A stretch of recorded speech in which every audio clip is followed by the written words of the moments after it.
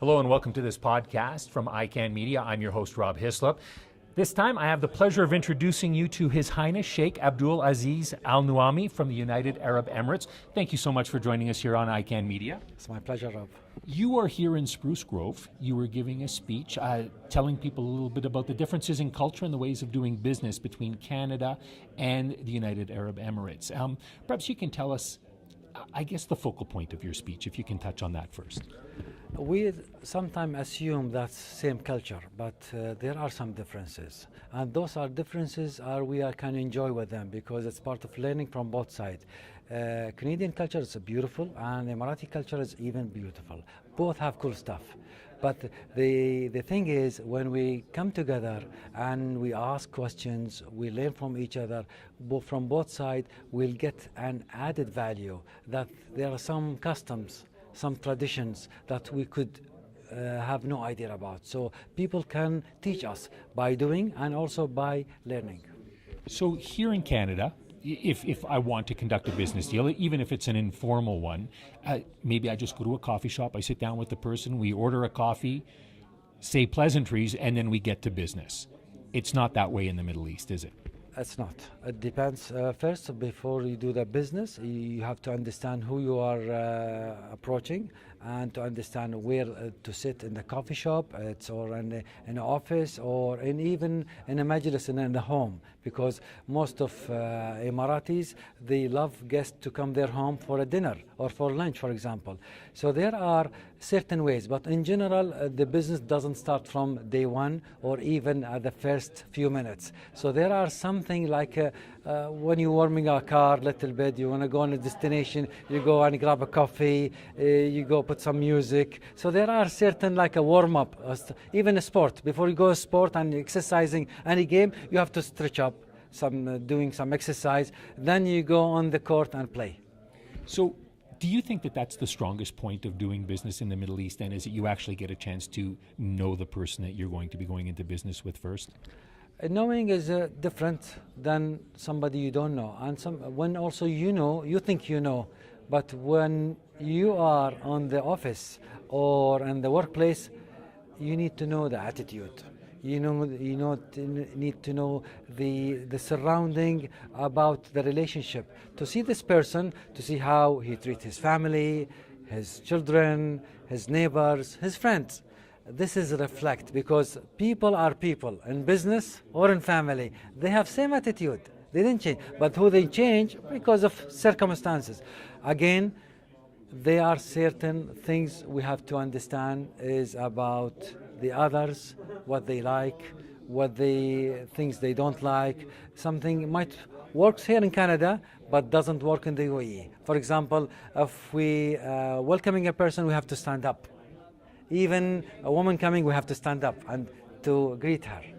So if somebody are sitting down and not, it's offending others. There are small things, but again, the most important is to know the characters of the people and attitude. So when you look at Canada, what do you think our strength is then when it comes to doing business with us? The strength, the presentation. The marketing tools is very strong. They go to the point. They do show you the presentation, show you the product, show you the product style and the show. But the show is not enough. Before the show, you need to make the other person relaxed to understand is he is capable or really ready for the message or for the business or not. And because of the UAE is an open country and there are many competitors, many business people coming. So as a Canadian also there are Americans, there are Europeans, and European there are many countries, and there are Asians, there are Chinese. So everybody want to make an opportunity in a business. So if I have a list of 100 people, so I need to not just to go in a business, to understand what's your values, what's your roots, and how we can sustain this business. Is it easy for a Canadian company, and I'm thinking we're in Alberta, so oil and gas is the dominant industry here. Is it easy for somebody from the oil and gas industry to make inroads into the UAE or the Middle East? Yes, it depends on the channels. You have to register, your company, you have having a branch of your sister company or another company, you have to be partners or depends with other companies. Then when you register, you submit the profile, portfolio, your company to the oil companies there. So they will see your qualification, you will see the professional, and then when there's a bid, you have to submit. There is many people are having competition, so there are certain commercial and business-oriented channels. One of the other speakers here today was former Premier Dave Hancock, and he talks about facilitating, I guess, the connections or the entries. It's probably important to have somebody like that who can point you in the right direction, tell you about the proper customs. That's very important. There are many companies there, PR companies. They take care of your headaches of taxation, for example, when you're entry. By the way, there's a tax in the UAE is zero tax. When I mean taxation, it's just registration, paying the fees for visas issues, immigrations, documentation. So there are certain company, they get some charges, fees, and they sort of these headaches. And then you are on the business. In Dubai, if you apply for registration, take you within 30 minutes to register and to finish all this headache. Once you've been approved and Yes. you've got everything else taken care of. Very short and precise. I guess when it comes to working over there, is there, outside of the fact that you're telling people that they've got to register and make sure of that, what is the one thing that you would say that Canadians should be aware of if they're bringing a product over with them? I think before the product, to understand who they're going to meet, where they can trust, who the facilitator, and it's not one-hit business. It's a long relationship. So they're not expecting to come and to make a deal, but at least to have the varieties and have the right partners who really have the same passion, same vision, that can be your partners. There is an exhibitions, there is an conferences, and there are many opportunities. Now the new young entrepreneurs, they are really hunger for opportunities, and especially with the Canadians. You are also known as the Green Sheikh, so perhaps you can explain that to us as well. Basically, I am, as a ruling family, is a sheikh, and a sheikh is like a prince. As a green, because I'm an advocate and love the environment, I love to be stewards for this planet. I have a message. I'm working in the environment 25 years from different sector, from volunteering, from non-government organization, and also as a steering committee to the government, so advising also the government.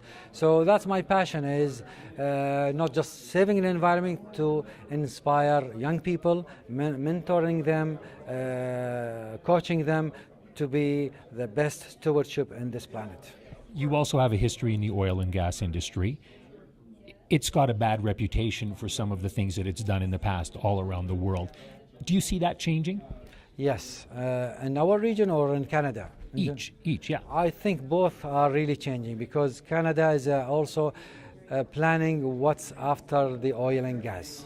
There will be like a petrocultural movement, and research is going on to see the customs, the norm, the culture of people, how they can phase out from energy and phase in with the renewable energy. So this, I think, is coming up. In the UAE, now we're heading 2020 to 7% of renewable energy. And in 2030, we're going to head to 15% with energy blend. Oil and gas, the fossil fuel, will last 80 years to 100 years within. And I think in Alberta is the same, in the UAE the same. But again, after this century, what's next? I think there will be many things. We call it energy from heaven, sun, wind, tide. And we have abundance of energy and thoughts. I'm sure the innovation and the technology, with people talented, they can make a difference. I found with your talk, there are many things that the people in attendance today would be able to walk away with. One of the things that I liked and appreciated was your listening with two ears point. Perhaps we can end on that and you can just explain your theory behind that. Sure. Active listening is not enough. It's, I say, without perception listening, not just as usual as you listen. No.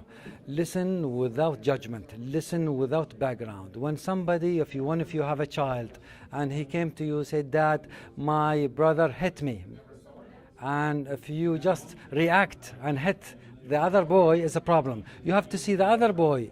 Might be he hit and been 3 times. So with listening, 2 ears, and you make your own and peaceful, and then decide the right decisions. That's the best way. Not to be reactive, be proactive, and using listening. That's why we have one tongue and 2 ears. So every time if you see me like this and see other than the media, don't listen to the media. Come to me and ask questions. Thank you so much for your time. My pleasure. Thank you. We have been chatting with Sheikh Abdul Aziz Al Nuaimi from the United Arab Emirates here on ICANN Media.